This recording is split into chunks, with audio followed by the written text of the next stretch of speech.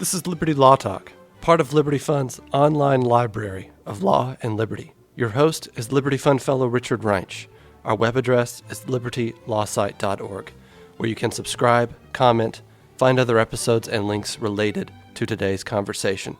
Our email address is lal@libertyfund.org. Today we are discussing with Professor Justin Litke his new book, Twilight of the Republic, Empire and Exceptionalism in the American Political Tradition. Justin Litke is an assistant professor of political philosophy and government at Belmont Abbey College. Justin, glad to have you. Thanks for having me.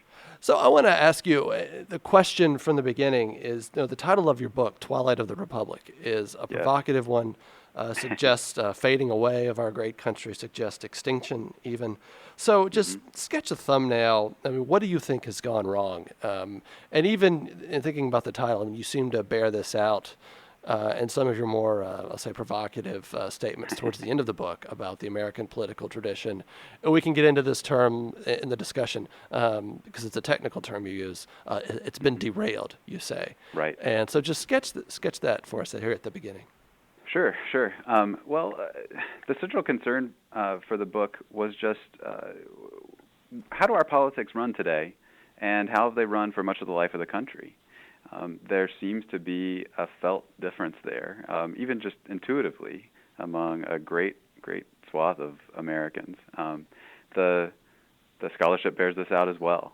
And I called it Twilight not only out of a kind of sense of a dour look at the past and the present, but also perhaps out of a sense of hope, or at least that there could possibly be a twilight before a dawn as well. And I do mention that in the book a little bit. But I think you're right that the great thrust of the analysis is just that things have not gone as well as they could have, and that we do seem to be approaching a kind of dim moment in our history.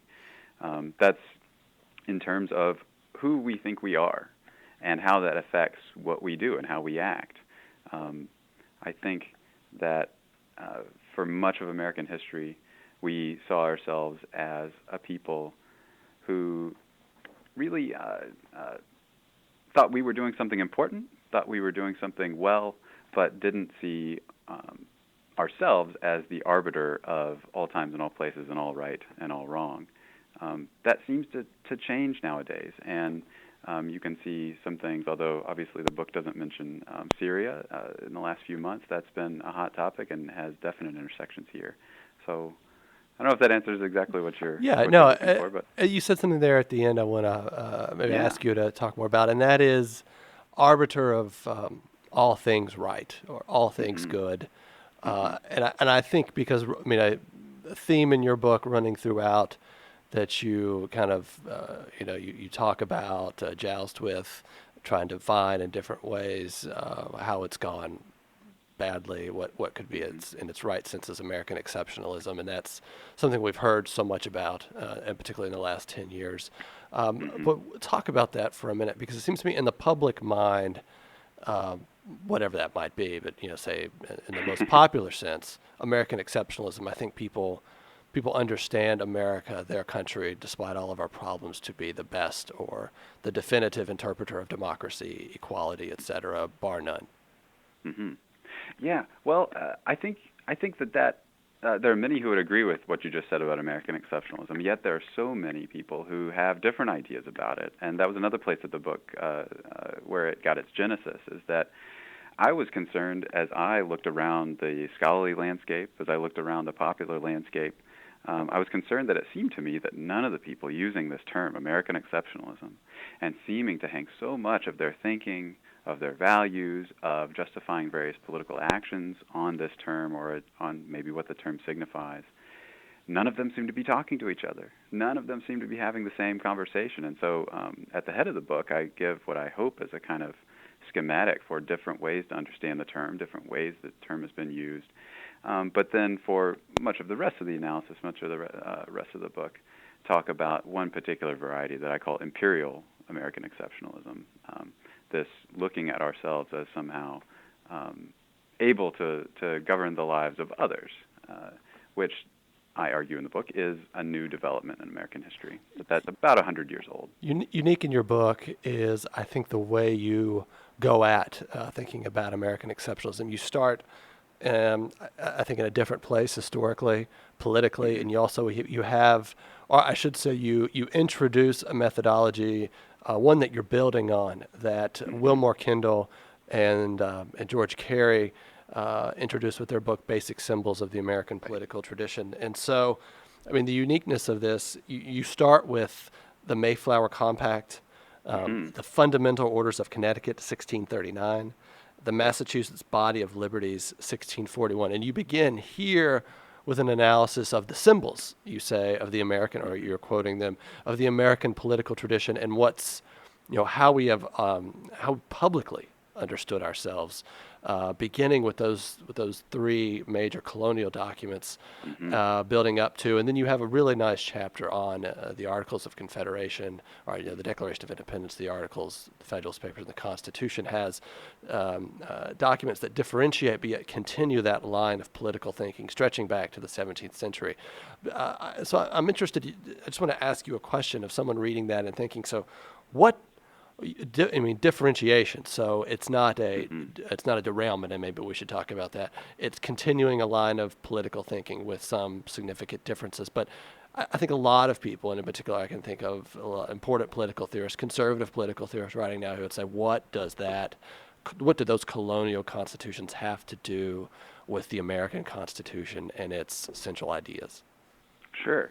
Well, and I don't know if you want me exactly to dissertate on the colonial period too much, but it is important. It's important for looking at it as a precursor to what everyone kind of accepts as the founding period, as a kind of authoritative articulation of what it is to be an American politically. These are the documents. This is the self-understanding that the founders took for granted. And so, in order to really understand the founders as not just fully formed, springing from the mind of Zeus or the forehead of Zeus, that they actually came from somewhere, that they had a political tradition. They were in the flow of a line of continuity, stretching at least back to the Mayflower Compact. And this is something, this kind of sensitivity to what came before and maybe what came first, is something that Kendall and Carey kind of gave to American political thought in Basic Symbols. They saw themselves as really borrowing some of the conceptual tools of Eric Voegelin and doing what they considered and what Voegelin argued was first-order political analysis rather than second-order political analysis. And much of the comparison and contrasting with different political philosophers, looking at political philosophy and comparing it with kind of current events or political events, they would consider that a kind of late development in the life of a people. That politics just is when people come together, say who they are and what they're doing. But that's not a philosophical move. You're saying first order political analysis would begin with the original political articulation of a people. That's right. Okay. Yeah, and that philosophy works on the stuff of symbols, as they put it. Okay. Yeah, I wanted to ask you. Yeah. Okay. Yeah, that symbols are first, right? That symbols, political action is first, and I don't think that there's a value judgment there in the sense of, wow, Voegelinian political theory or Voegelinian political thought, this mode of political analysis is better. It's just that the claim is this is actually political analysis, and political philosophy is an analysis of symbols. It's one step removed already from political action in the sphere of politics, just in its very reflectivity, I guess, is the claim. So let me help me understand. So thinking about these major documents here, Fundamental Orders of Connecticut, Massachusetts Body of Liberties. Few have really thought about that outside of academe and political philosophers and thinkers like yourself. What are the symbols that emerge from these documents that are significant for us to consider here? And also, and let's try and relate this back, and just always keeping in mind American exceptionalism and the different senses in which that's been understood.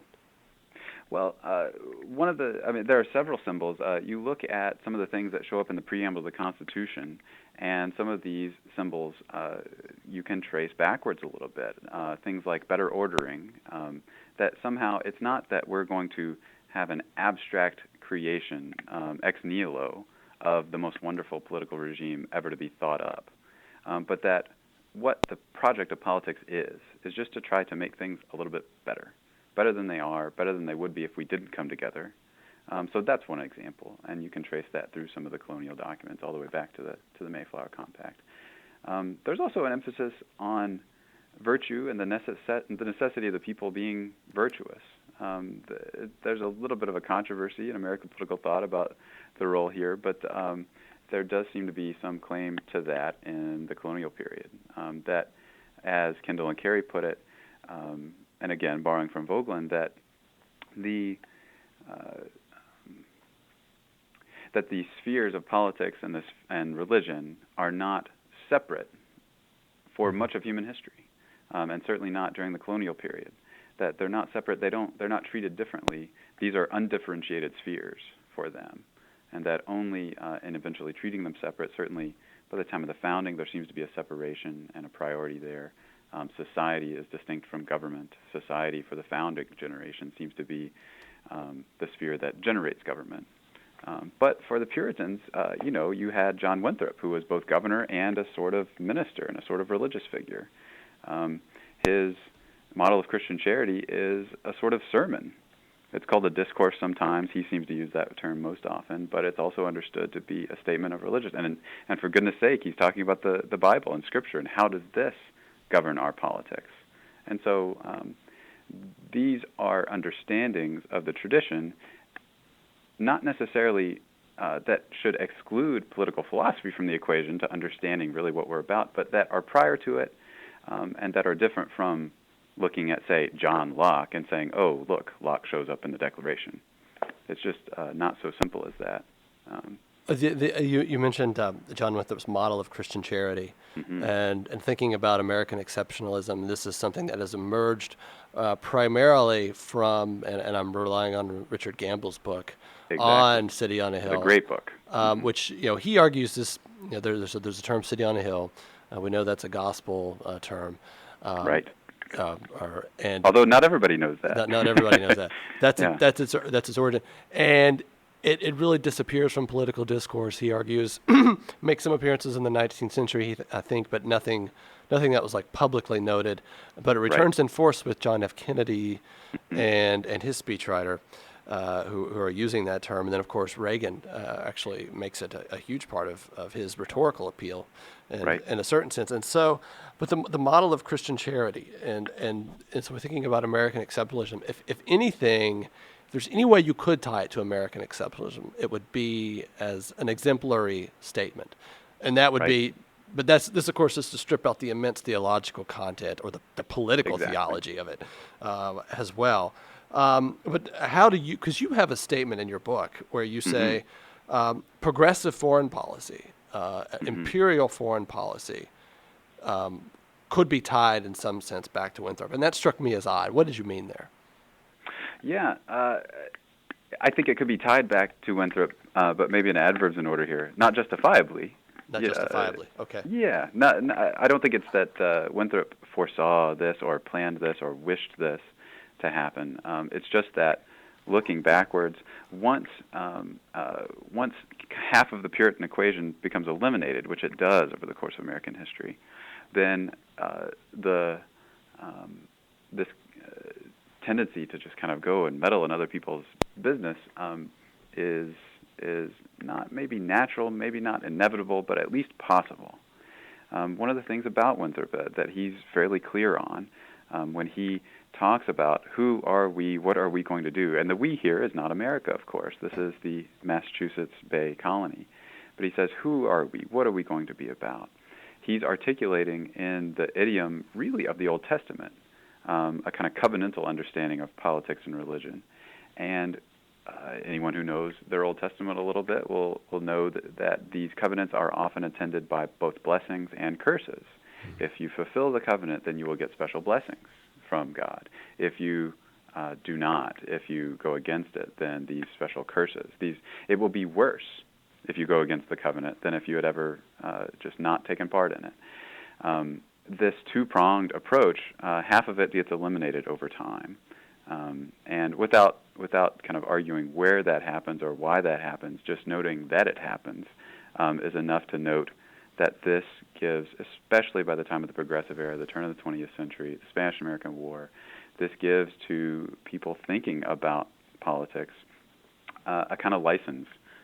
The leash is off, and breaking the leash or having the leash taken off, we go to the Philippines, we go to Hawaii, we go to Cuba, and that wasn't something that would always have been considered American. It's fairly clear, but certainly by the turn of the 20th century it is. So we have a heavily religious sermon in John Winthrop's Model of Christian Charity, which you've just spoken about, and then we could, is it even dialectical, or is it just a secularized perfectionist attempt of some sort of religious-like motivation now being applied to American purpose in the world? And I mean, I think that's maybe what you're getting at there. That's what I thought. Maybe a connection between the progressives and Winthrop. I want to build on your political chronology in the book and try and understand these terms, derailment and differentiation, because it matters a great deal when you get to your chapter on Abraham Lincoln, which I wanted to discuss at some length with you, because some ways I agreed with you and some ways I disagreed with you, and I wanted to try and push. So we got the Declaration of Independence. Now you have an interesting interpretation of that that you're building on there. You're building on a lot of other people's work there as well, with the idea of the separate sovereignties of the colonies, declaring independence, and that's the light. And so the famous second paragraph, we always must interpret that in the light of this being about the colonies. The colonies being the principals and declaring their independence. Let me ask you, though, is there not, even with the Stamp Act Congress, say with 1774, and the calling of the Continental Congress, isn't there also an acknowledgement, though, that the colonies, while separate, are also insufficient for their purposes? And there's actually already the need for union developing. And also, so we'll just ask that and let you respond. Yeah, is there a need for union? There had to be, right? I mean, that's some of what's going on for sure. And even as Publius will later say, right, in the first few Federalist numbers, that we are one people, we speak one language, we went through, war together, et cetera, et cetera. There's a sense of unity, sure, but the sense is all important. In what sense are they one? And only in a very limited sense. I think it's fairly clear. And if it weren't clear in the Declaration, right, there's that heading on the Declaration, the unanimous declaration of the 13 states, blah, blah, blah, blah, blah. That's a heading that obviously, that many people might not know, was not added until each state legislature had passed this through their own process. So the Second Continental Congress wasn't taken to be even a legitimate mouthpiece for the people of the colonies as a whole. There wasn't a whole yet.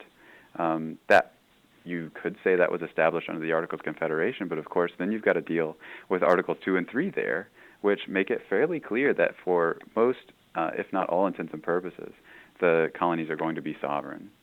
This is going to be a firm league of friendship, they say there, but more than that, it's not going to be.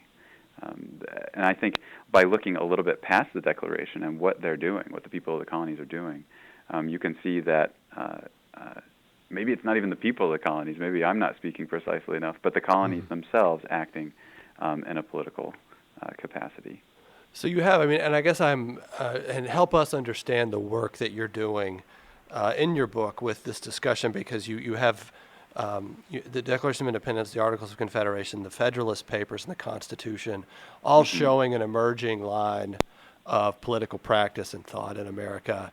And the point there, I took it, is how limited they understood politics and government power, and how inwardly focused it was. Right. And so we could juxtapose that, I think, with, say, the Dangerous Nation thesis. That received a lot of attention in, I guess, the last decade during the Iraq War and the Afghanistan and the higher George W. Bush foreign policy. So I just want to think about that for a minute, because so we have this thesis on the table, and yet, but it was also an incredibly weak nation, we should say. Also, we have, though, I think, a growing awareness well, not, I mean, this is not, I think, I mean, this is obvious, right? The Articles of Confederation don't work. So is it what we have is, Almost immediately they don't work. That's right. so we have a premature political entity, the Articles of Confederation, if you can call it an entity. And then immediately, so we have to come out of that or just go our separate ways. And so inherently, what does that mean for the idea of union? Is our destiny to grow closer and closer together, or not? I don't know. Yeah. Well, gosh, there are about 10 different ways we could talk about this issue. And as you say, it's one of the more important kind of conceptual moves in the book, that the nature of the Union at the time of the Declaration actually is fairly clear, that the nature of the Union is only for a certain limited purpose, namely declaring independence. So, the phrase Declaration of Independence has become such a jargon term for us. We think it is kind of, as it even puts it, self-evidently representing a certain number of things. Well, it wasn't so self-evident to them at the time, and we see that even again in the Articles of Confederation, what comes out of this. But I'm partial to Publius's view, which is that later on there comes the time when they can reflect and actually choose how they're going to be governed. But that the pressing needs of the moment, starting a revolution against your mother country, this was not a time to write a good constitution. It was time to write something that could get passed, something that was expedient, create a body that could coordinate policy, hire generals, run a war. It did that okay. It certainly did that okay enough, but to meet the demands of the burgeoning global economy, to meet the demands of interstate relations, et cetera, it certainly didn't do that. This was seen not just by things leading up to the Philadelphia Convention, but even by states ceasing to send delegates to the Confederation Congress. They took it so lightly that they didn't feel the need to actually send people. So the nature of this union, as you say, and this is where American exceptionalism really can be folded back in, that the limited government, the role of government as limited, is all important here. What's the Declaration for? To declare independence. What's the Articles? What are they for? It's to have a certain very limited scope of coordinating policy. Just let's try to keep off each other's toes. Now, something changes in the Constitution. Even those first three words, which are so commonplace now, we all understand, we the people. This is something the people do. That's a big move, because the Articles, the Declaration, these are operations of the states. And it's all different to say that the American people are, for the first time, acting as a whole in the Constitution, acting as one. Now, you asked at one point, does that mean that from the time of the Constitution onward, it's almost inevitable that a kind of centralization of power is going to increase and increase and increase over time? I don't know. As looking, playing kind of Monday morning quarterback and saying, well, shouldn't they have known better? For those of us who might not care for a high degree of centralization in government, shouldn't they have known better? I don't know. It's fairly clear that, especially once you recognize how limited in scope the Articles were, how limited in scope politics in general were, even state politics in general were, during the colonial and then the kind of early period of the Republic, that even the Constitution, which is certainly a sea change in terms of centralization, national power, et cetera, is still so far removed from what it's become in the 20th and 21st century that I don't know that they could have seen. People point to Hamilton. I don't know that I'm convinced by that. There are certainly a few passages in the Federalist that seem to say, well, maybe if the national government becomes more and more effective, that it will win the affection of the people. And so maybe you could say there's some evidence that even Publius saw this a little bit, but we might deny the premise and say it's not necessarily that it's won the affection of the people because it's more effective, but maybe for other reasons. I think, and what I'm getting at here is, Sure. and maybe you can give a brief definition of these terms. So you have two interesting terms, derailment and differentiation, and thinking about the American political tradition, which I thought were really useful, and also just had authentic descriptive content to them, Right. capability. why differentiation and derailment. Right. And so in thinking about American exceptionalism, it's a problem if you argue it's a problem if the underlying political tradition has been lost, and that assumes we can reasonably define it, Right. and there's a consensus around what that is. Um, and so I'm wondering, even by that light, though, could you not even argue that the Constitution is a derailment from the Declaration of Independence, and even from in thinking about that whole entire tradition of the separate spheres of sovereignty Right. that the states have, and even within the Articles of Confederation, that there's something there that happens. And I was thinking about that, as opposed to, you would say it's a differentiation. Right. And so, and I guess I also, and this kind of really gets us now, I think, really into Lincoln, Right. and which you argue that he's a derailment of the tradition, and so, and he would be a derailment. And I don't want to get your argument wrong, because Sure. of the focus on an ideology, the focus on something mystical, something that there's an essence behind the American Constitution, and it takes us away from the concrete practices of self-government, compromise, and not really putting kind of almost a millenarian approach to politics, as we saw with the abolitionists, as we see coming after Reconstruction with the rise of progressives and all the things they do to politics. So I guess those are kind of the thoughts going to mind, is, so how do we know what a derailment is versus a differentiation? And then so we can actually think about, well, why is American exceptionalism, which I think, why is it so problematic now? And you have a convincing argument there, I think, that it's because we really don't know what our tradition is. So we're all kind of I've got a piece, and this is the Right. truth. So that's what I'm thinking about. Yeah. Well, I mean, you asked the important question for any kind of, even if it's not strictly speaking Vogelinian, if it's a Vogelinian style of analysis, you got to get straight on how do we tell the difference between a differentiation and a derailment. So here's a little shorthand, at least how I think about it, that these are both species of change, of political change. These are both words, terms, ideas, concepts that describe change in the history of a people. How we determine whether something's a differentiation or derailment is an historical judgment. It's an historical judgment.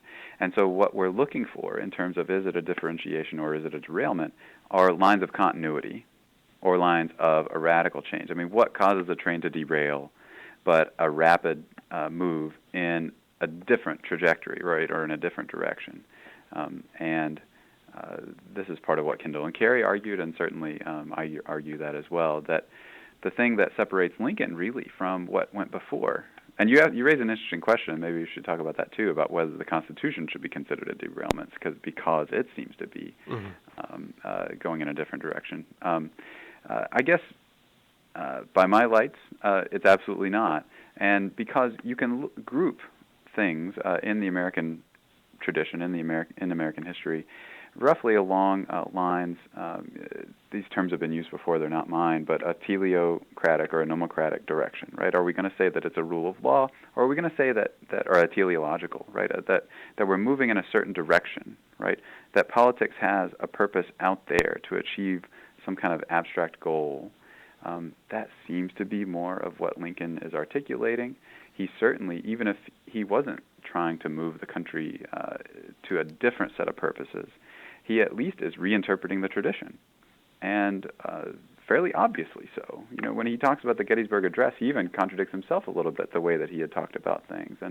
And you have to understand, Lincoln is not necessarily the bad guy. I don't think that he's in the back room rubbing his hands thinking, how can I change everything? I think he was existing in the midst of political circumstances that he thought called for certain things.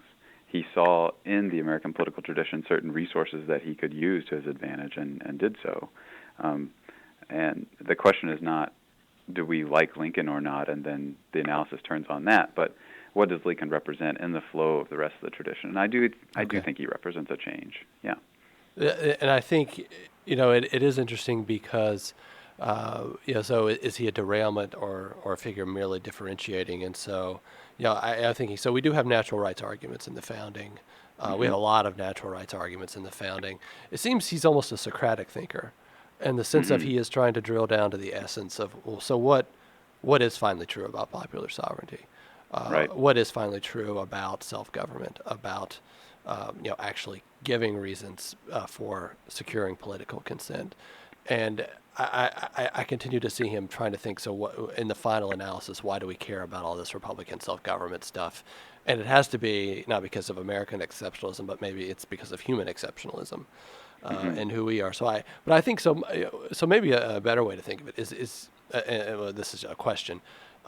Is he directly a change, or is there some sort of dialectical process in the American political tradition that kind of leads to that kind of thinking, where it's kind of, because one of the things that I keep thinking about is with the argument that progressives, and there's a huge body of thought that progressives are really the interruption of American political practices, introducing all sorts of notions that are imported from Germany, and yet we can easily see the transcendentalists, who are sons of Boston Brahmins, actually asking questions, making egalitarian type arguments, and looking towards more of a teleocratic understanding of politics and law. And so I guess there's all of that stuff that's there, that's floating around, and yet if it's either Lincoln or the progressives, but yet it could just be that maybe our tradition itself has resources within it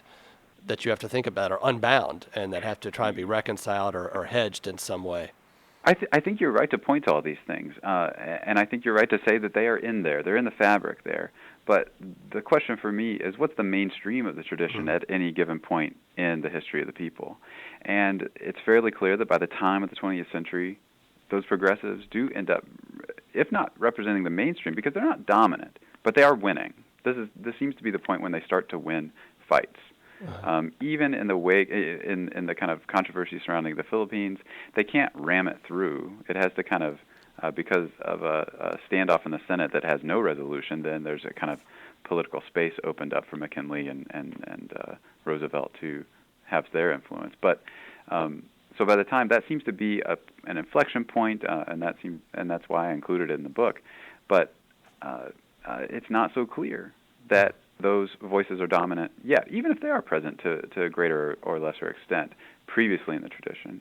And so it's your position with Lincoln, but for Lincoln, we wouldn't get the progressives, or the progressives have power because of Lincoln? Are they able to appeal to him as a symbol that they can authentically claim to represent?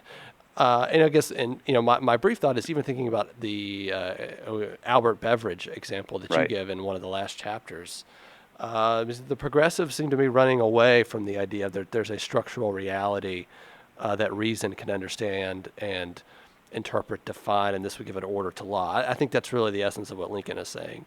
I mean, you say in American that the proposition, Lincoln makes America a propositional nation, but a proposition is about human will. But John Courtney Murray would say, or did say, the proposition depends upon reality actually being intelligible, and that there's actually something there we can define with reason. But the progressives seem to be, I think that they're just against that. And Beveridge is actually, this is a racial claim, and it's a claim about power politics and American standing in the world as America starts to emerge. But that's different. That's just a different argument from Lincoln. I mean, I guess you can make an argument of nationalism from Lincoln, and they made that argument. Seems to be these are two different claims, and maybe what stands in the middle is Reconstruction, and just the failure in many ways of Reconstruction. And so America starts to look for a new way to think about politics apart from what Lincoln tried to do. I think you're right to differentiate a little bit, and maybe I shouldn't use that term, but to distinguish a little bit between the progressives and Lincoln. I certainly want to do that too. One of the things that cashes out from the analysis of the book, I think, is that one of the things we see happening over and over again, starting with Lincoln does this a little bit, and certainly with the progressives, is that the use to which history is put is important. Lincoln seems to use various phrases in the Declaration in ways that the authors didn't seem to intend. I think just so with the progressives. They seem to take on a kind of Lincolnian mantle, but probably at least partially inappropriately. That's not to say that they didn't do it. They did. When is the penny? 1902, 1904. When is the Lincoln Memorial? Same time. This seems to be a high watermark of Lincolnianism in the country. But although I don't know that it's ebbed so much, this is when it really becomes part of the public consciousness, part of who we are. Starting with all the way back to 1863 with the Gettysburg Address. This is a reassessment of who we are and a redefinition, which is to say that there is an original definition that differed from it a little bit.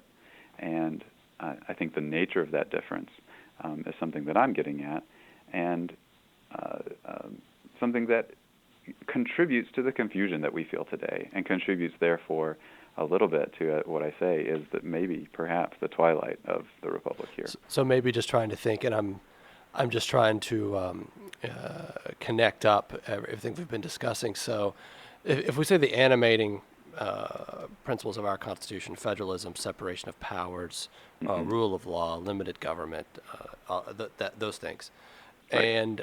and so we say, well, Lincoln, this will be the warp and woof of constitutional practice. So we say Lincoln doesn't displace those, or maybe you say he does displace them, but he brings in something more powerful into the equation, which is an idea of equality, and that this is what we're now aiming at. Is that and so then if we think about American exceptionalism, it becomes easier to make an argument for a purposive national action domestically and in foreign policy.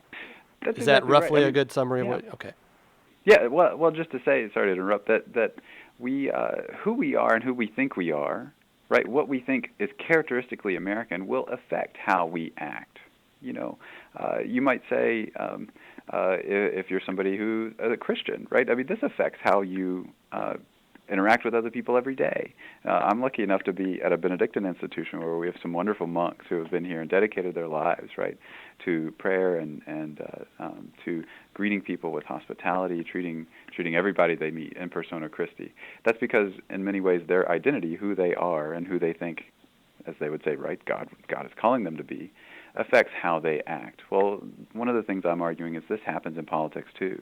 Who we are, what our self-conception is, affects how we act, not only internally, although that's certainly the case, but it even may be a clearer example with externally. How do we treat other countries? What do we do with that? And this is something that the progressives are clear about.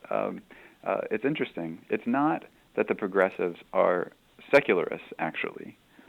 They are eager, even sometimes, to bring in a kind of religious mode to politics, a religious mode of thinking about politics, of doing politics. But they do something completely different. Whereas the Puritans would say, would look at the mote in somebody else's eye and the beam in their own, right? This image from the Christian tradition, which is so powerful, that you should look to yourself. You should be inwardly focused. You should make sure that you're a particularly excellent and virtuous person before you presume to change somebody else's life or to reach into somebody else's life. This thing that has for so long, really, with the kind of mainstream of Christianity, served as a check on our eagerness to get out there and mix it up in the world, is actually just the opposite for the progressives. They think about the Philippines, for example, as a theater for experimentation in government. We should go over there and see how it goes, and then maybe we can re-import these ideas after we've tried them out in a kind of laboratory in the tropics. We can maybe re-import them down into Washington, D.C. And so it's not at all the speck in the beam in the kind of Christian way of thinking, which probably governed, I think we can say, the colonial and the founding periods at least. But it's more by the turn of the 20th century and the Spanish-American War. Let's go see what we can do out there, a kind of almost unreflective projection of ourselves out into the world. I wanted to ask you, in thinking about your argument that a political tradition has been displaced. So we've got Beveridge's floor speech, which you write about in some detail. He gives in the United States in favor of annexation of the Philippine Islands as American territory, and it's an interesting speech. It's a difficult speech to read, I think, and the claims that are made are, I think, they're to my mind, but I think it's just true or just wrong. Sure. But yet, this convinced a lot of people. This seemed to have a lot of power. There was organized opposition to him. And of course, we know what happens with these campaigns that are launched as a result. And yet, so World War I, intense opposition to American involvement. Same thing leading up into World War II. I mean, as we all know, that doesn't change until Pearl Harbor. And then, of course, it's a different animal after World War II, because it is believed with considerable evidence and detail, an aggressive communist power seeking to outmaneuver you globally.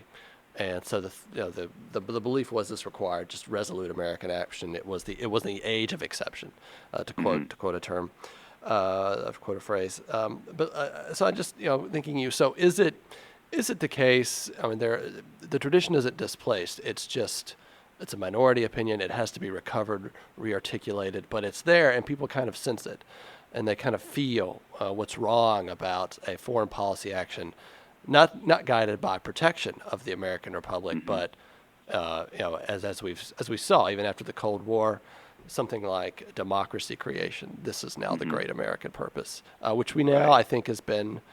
Again, I mean, it's almost like these ideas have to be, and maybe that's the point, they have to be discredited again and again and again through actual failure. Well, as you say, these seem to be kind of two competing strands over the whole of American history. There seem to be evidence for both of these views at different times, and maybe there's a kind of ebb and flow to it naturally. Certainly in the periods that I talk about in the book, the Puritan period, the founding period, the Civil War period, and then the Progressive period, it's fairly clear where the trajectory is and what the momentum is leading into these periods and then going out of them.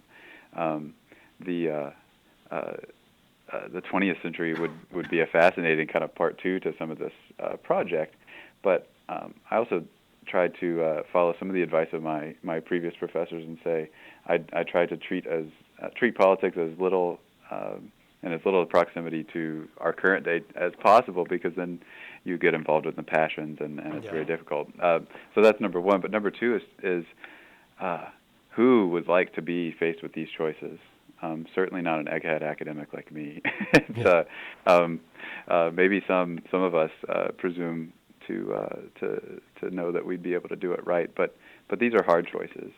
And rather than saying, "Gosh, Litke could have done it much better," the point is really that there seem to be portions of who we are as a people linked to how we act in any particular situation, and there seems to be a change in trajectory in the course of our history. There seems to be a change, and whether that's a salutary change or not, or maybe we could say whether that's a necessary change or not, is really not the question, but or at least not my question. Okay. It's certainly a good question, but mine was really to look at see when did the change happen, what's the nature of change, what were the antecedents to that change, and what are the ramifications of that change is really not a scholarly question as much as a question for each citizen, I take it. That this is something that we have to answer. How are we going to be governed? How are we going to live together? It has everything to do with who we are as a people. And so what I hoped to spark with the book is maybe a renewed conversation on who are we, why are we here, what are we doing, and what do those have to do with one another. And so I'm grateful for this conversation today in that regard. Yeah. I wanted to end, and I just thinking about returning to these symbols that we started with, so self-government, representative assembly, rule of law, these sorts of things. And so now we have an incredibly executive-dominated federal government. It seems to me we have the presidency as the most visible symbol when people think about their national government. Sure. And Congress is something that they don't think about much at all, and yet, Congress, you would argue, coming out of the beginnings of our tradition is the most important branch. It seems to be the most powerful branch in terms of actual powers that it holds. But I guess my question is, it seems to me we lurch toward an executive dominated government because of nationalism. And he is a national representative. He speaks most authoritatively for America. So this, returning to your Vogelinian idea, this is actually how we choose to politically articulate ourselves is through his singular voice. But also, so thinking about that's a problem. It seems to me our second problem is politics as war. And I think this gets into, we were talking about the teleocratic understanding. So politics in pursuit of what? Egalitarianism. safety, all these sorts of things that are thrown around, and equality in any number of contexts. And so you get, no child left behind. We have poverty, the war on poverty, safety for ourselves, war on drugs, all these sorts of things. And it seems to me it's very difficult now to just have political debates. And it's always hard to have political debates, but it's difficult. It's hard to have them now and even acknowledge a willingness of compromise in the face of your opponents. It's just, get out of my way. And it seems to me that's the danger, and that's really, and I don't know how you come out of that, because but that's how we are really voicing ourselves. Yeah, I think that's right. And really, there are two of your big main points that I want to hit on. One of them is that certainly the Congress has ceded all manner of authority to the executive in the last 100 years. That's fairly clear. That's fairly uncontroversial. Whether we think that's a good thing or not is something else. Some people do, and some people think it's necessary, and they don't have necessarily weak arguments. There are certain things that Congress just will never be able to do because of its structural limitations. But on the other hand, if we're saying the national government can't undertake this unless we give it to the president, there probably should be a prior conversation. Should the national government be involved in that sort of thing? And what are the consequences if it is? Those are the conversations that haven't happened for generations now. And I think we live in an interesting political time in this regard. Here we are, not necessarily the folks listening to the podcast are going to be existing in a place where Congress has shut down the government, but when we're talking right now today, it still is. And we see a little bit of the reassertion of congressional authority. Do I take this as a great glimmer of hope? Not terribly. We've been burned before, but I think insofar as it's starting, really it's been a wonderful teachable moment for me as a teacher, to when I'm walking in and teaching about the Constitution this semester, to tell my students, look, Congress is Article 1 for a reason. Look at all these powers. It's the 800-pound gorilla, right? And even in the face of the unitary presidency, the imperial presidency, we could call it all sorts of names, even in the face of a supremely powerful presidency, or at least ostensibly so, look at this. It didn't take much, actually. The president can hem and haw, but what is he going to do until Congress sends him something to sign? He can facilitate, he can goad, he can prod, he can shame, but he can't do it. And why is that? Is it important that he not be able to do it? And what does that say about who we are as a people? What does that say about what politics is really about? You can find implicit, sometimes hiding, in the ways that politics shows up even today, some of the artifacts of what happened in the framing, and even all the way back into the early 1600s in the colonial period. You can find these little things, and you can say, there are little bits preserved from our history. Those do still have a kind of bindingness on us, on our actions, how we act, what we think. And do we want to try to reconcile these contradictions, or do we just want to forget it? So much today is just caught up in the flow of everyday politics, and it's easy for individual citizens to get overwhelmed. And I guess this is the second point that I wanted to bring up. There is this relationship between Congress and the presidency that has changed, that's interesting and important. But probably more important is, how do the citizens view their role in this whole process? And in this regard, there's a little bit maybe of room for hope and a great deal of contingency. The only way that substantial change is going to happen from the way that the momentum of the last century plus has gone, the only way it happens is if individual citizens get involved, talk about it, understand it in a certain way, take seriously these symbols that I talk about in the book, and start to act on that basis, start to vote on that basis, start to persuade their peers and their fellow citizens on that basis, and then filters into the representative assemblies, filters in, hopefully, maybe into the Oval Office to varying degrees, which is, as you say, so important. But that is a process, as I say, that's fraught with contingency. Is there any great white hope? I don't think so, or any other color. There's no necessary direction that all this is moving in, and I think again that gives us room to hope and room to work, at the same time that we shouldn't be hopeless. by it, just because it's not exactly the way that we might want it to be already. Justin, I think these were good ending reflections here. We've been talking with Justin Litke about his new book, Twilight of the Republic, Empire and Exceptionalism in the American Political Tradition. Justin, thank you for your time. Thank you so much. I really appreciate it. This is your host, Richard Reinsch, and you have been listening to a podcast that can be found at libertylawsite.org, where you can subscribe, comment, and find other episodes and links related to today's conversation. Our email address is lal@libertyfund.org.